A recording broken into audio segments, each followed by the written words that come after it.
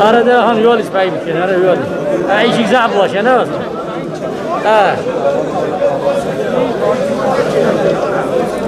Böyle milleti böyle ezdiriyorlar. Şiveleri az kardeşim. Naiz bir naiz girmiş.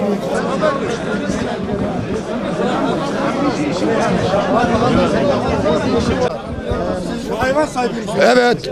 Ben Baykan'dan gelmişim buraya. Hayvanım orada sahipsiz kalmış. Ben tek başına gelmişim buraya. Ben bu kadar çile mi çekeceğim? Bu iş mi? Niçin geldiniz abi? Arpa için. Gittik hadi aldık şimdi gelmişiz bankaya bir bakın. Kuyruğa bakın.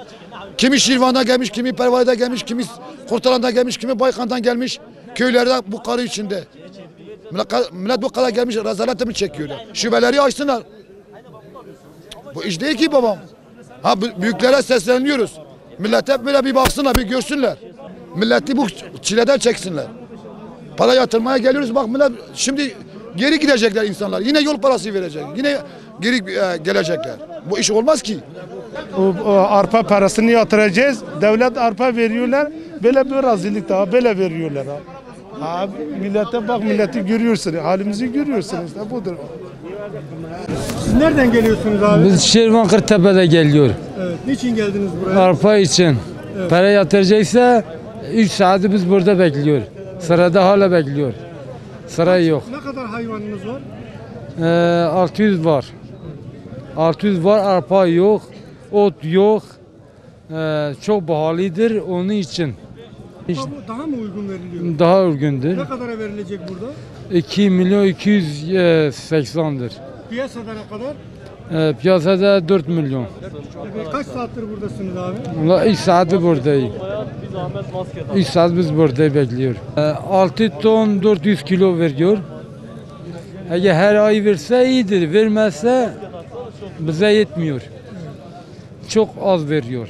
Hizmeti güzel ama bu kötü bir şeydir. Sirt Pervari'de geldik. Arpa için gelmiştik. Sabah da yola çıktı, yol kapalıdır. Ancak şimdiye kadar vardı. 2-3 saati burada sırada bekliyoruz. Arpa almak için. Bazı bankalarda da EFT yapsaydı böyle razılar çekmeyecekti. Kaç hayvanınız var abi? 100 tane var. Evet. Piyasada arpanın fiyatı nedir abi? 4,5. 4,5'dur. Burada 200 de veriyoruz. Size kaç ton verecekler? 900 kilo. 900 kilo verecek. Evet abi. Kaç saattir burada bekliyorsunuz abi? 3 saat vardır. 3 Ülen'den önce geldik. 3 saatte beri buradayız. Başka banklarda EFT yapsaydı daha uygun olacaktı. Her bankada şimdiye kadar sıra bitmiştir. İyi millete yardım ediyor ama böyle razılar. Yolumuz şimdi gidecek, yol kapalı olacak. Nasıl gideceğiz şimdi?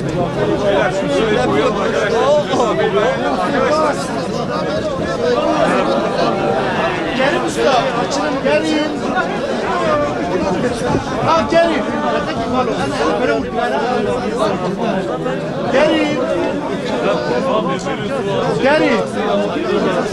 Ha ne yapıyorsun? Ne dakika sıkıntı belki.